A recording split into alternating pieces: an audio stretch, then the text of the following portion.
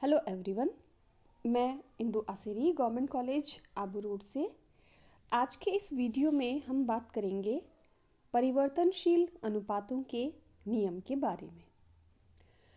Law of diminishing returns, इसकी आधुनिक व्याख्या।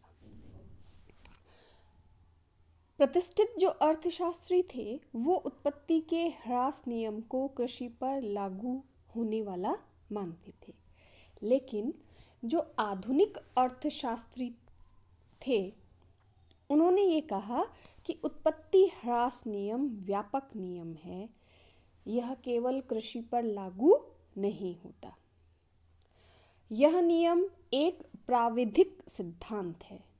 यह प्रयोग में लाए जाने वाले परिवर्तनशील उत्पत्ति के साधनों की भौतिक मात्राओं तथा उत्पादन की भौतिक मात्राओं के बीच संबंध को बताता है।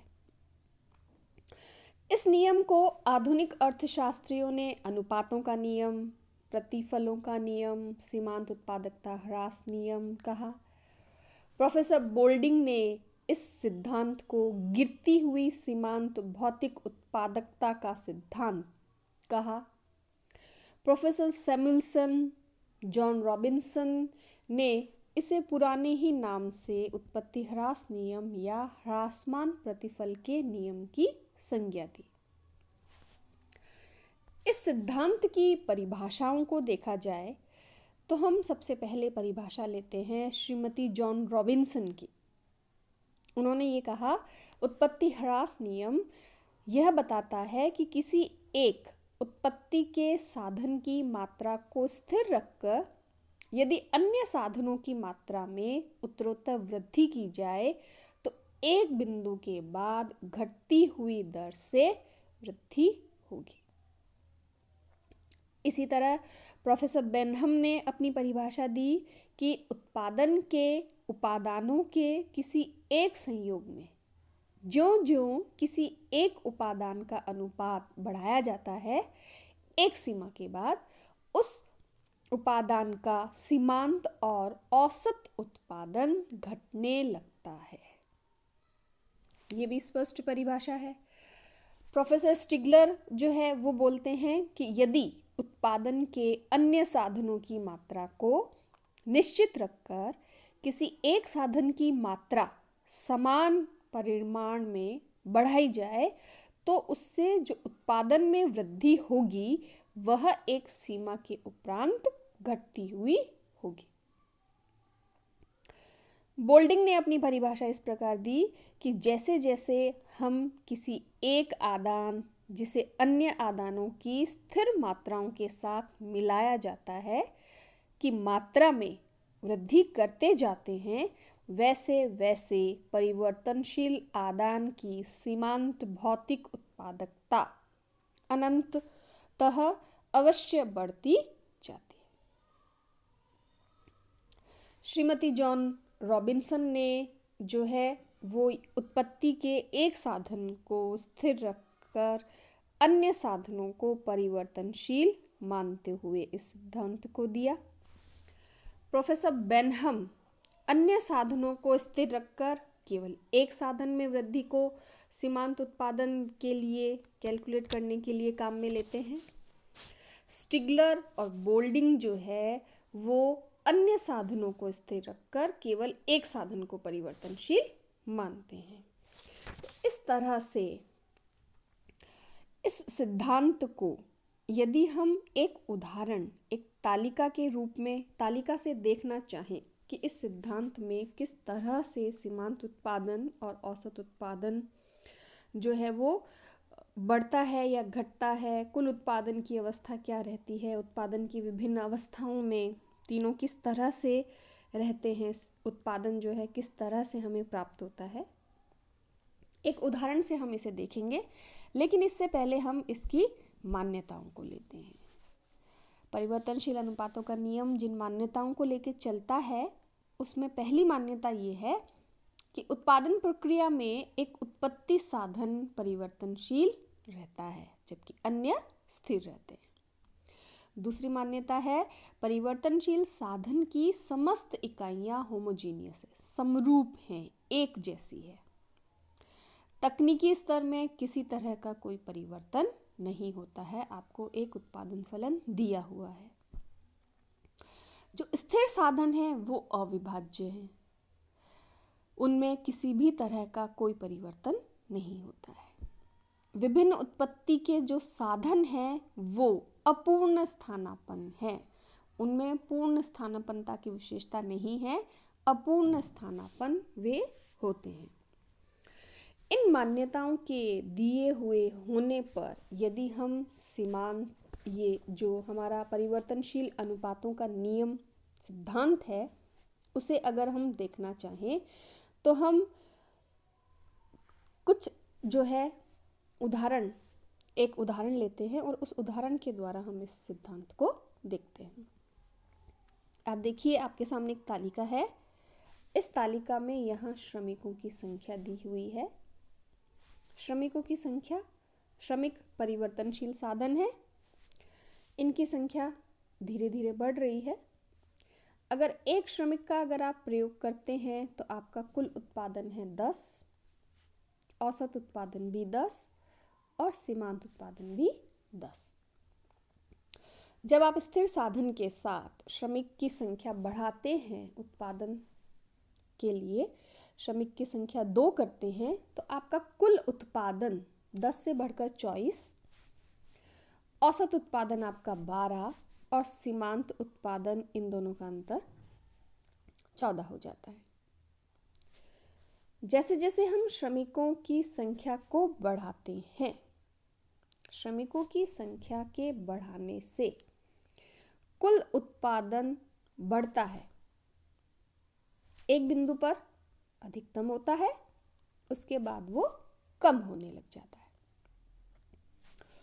औसत उत्पादन को देखा जाए तो औसत उत्पादन धीरे धीरे बढ़ता है, एक बिंदु पे अधिकतम होता है और उसके बाद क्रमशः कम होने की प्रवृत्ति औसत उत्पादन रखता है। सीमांत उत्पादन को देखा जाए तो सीमांत उत्पादन बढ़ता है, अधिकतम होता है, उसके बाद कम होता है, शून्य होता है कम होकर, और उसके बाद ऋणात्मक हो जाता है। तो हमारा सिद्धांत किस तरह से क्रियाशील होता है, इसे हम उत्पादन के परिवर्तन की 3 अवस्थाओं के द्वारा देख सकते हैं। परिवर्तनशील अनुपातों के नियम में हम 3 अवस्थाएं देखते हैं और उन 3 अवस्थाओं के आधार पर इस सिद्धांत को समझने का प्रयास करते हैं। सबसे पहली अवस्था, प्रथम अवस्था अगर देखी जाए तो इस अवस्था में श्रमिकों की संख्या बढ़ाने से स्थिर साधन का अधिक विदोहन होता है। इससे सीमांत उत्पादन बढ़ता है और कुल उत्पादन भी तीव्र गति से बढ़ता है। औसत उत्पादन भी साथ ही साथ बढ़ता है। इस अवस्था का अंत अधिकतम औसत उत्पादन बिंदु 13 तक है। ये 13 तक है। प्रथम अवस्था, जहां आपका सीमांत उत्पादन जो है आपका, वो आप देखिए यहाँ अधिकतम हुआ, औसत उत्पादन बढ़ रहा है 13 पे, यहाँ औसत उत्पादन आपका अधिकतम हुआ और कुल उत्पादन यहाँ पे आपका बढ़ रहा है। दूसरी अवस्था की बात करें तो इस अवस्था में औसत उत्पादन जो है वो घटना प्रारंभ हो जाता है। सीमांत उत्पादन के घटने का क्रम आप क्या देखा जाए तो पहली ही अवस्था में प्रारंभ हो चुका होता है।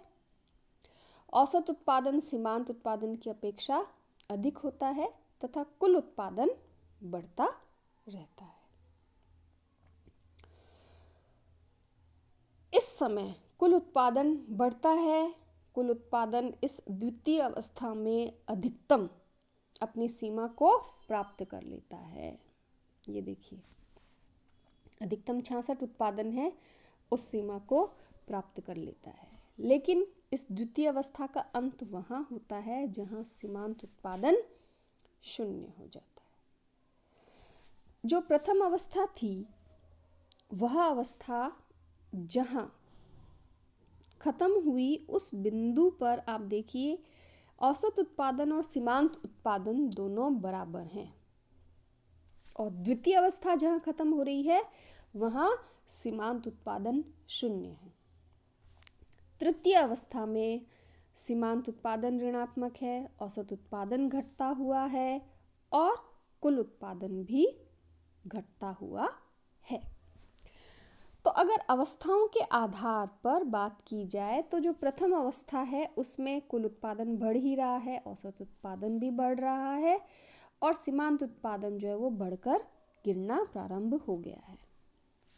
तो यहाँ पे तो उत्पादन बढ़ रहा है, जबकि तृतीय अवस्था को देखा जाए तो यह कुल उत्पादन कम हो रहा है, सीमांत उत्पादन कम हो रहा है और औसत उत्पादन भी कम हो रहा है। तो उत्पादन की दृष्टि से अगर यह देखा जाए कि कौन सी अवस्था एक उत्पादक के लिए फायदे की रहती है, तो प्रथम अवस्था तो चूंकि प्रारंभिक अवस्था है और तृतीय अवस्था हानि की अवस्था है, तो एक उत्पादक की दृष्टिकोण से, फायदे की दृष्टि से उत्पादक के लिए द्वितीय जो अवस्था होती है वह अवस्था लाभ की स्थिति की अवस्था कहलाती है।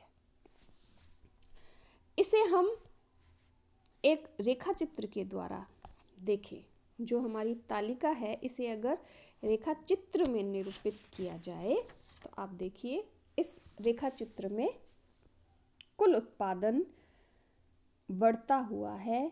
एक बिंदु पर 66 जहाँ होता है वहाँ एक बिंदु पर अधिकतम होकर उसके बाद नीचे गिरता हुआ है। औसत उत्पादन को देखा जाए तो देखिए औसत उत्पादन बढ़ता है और उसके बाद धीरे धीरे उसकी कम होने की प्रवृत्ति है। सीमांत उत्पादन सीमांत उत्पादन जो है वह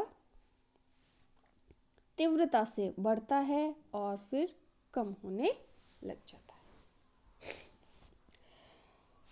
अब जहाँ औसत उत्पादन और सीमांत उत्पादन बराबर होते हैं उससे पहले की अवस्था आपकी प्रथम अवस्था है। सीमांत उत्पादन जहाँ शून्य है उसके और जहाँ एमपी और एपी बराबर है उसके बीच की जो अवस्था है वह आपकी द्वितीय अवस्था है और उसके बाद की अवस्था तृतीय अवस्था कहलाती है। इसे अगर अलग अलग चित्रों में देखा जाए तो आप इसे इस तरह से देख सकते हैं।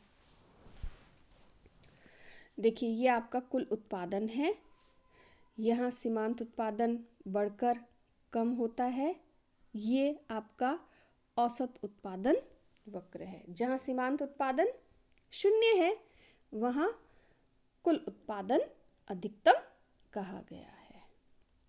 तो ये है परिवर्तनशील अनुपातों का नियम।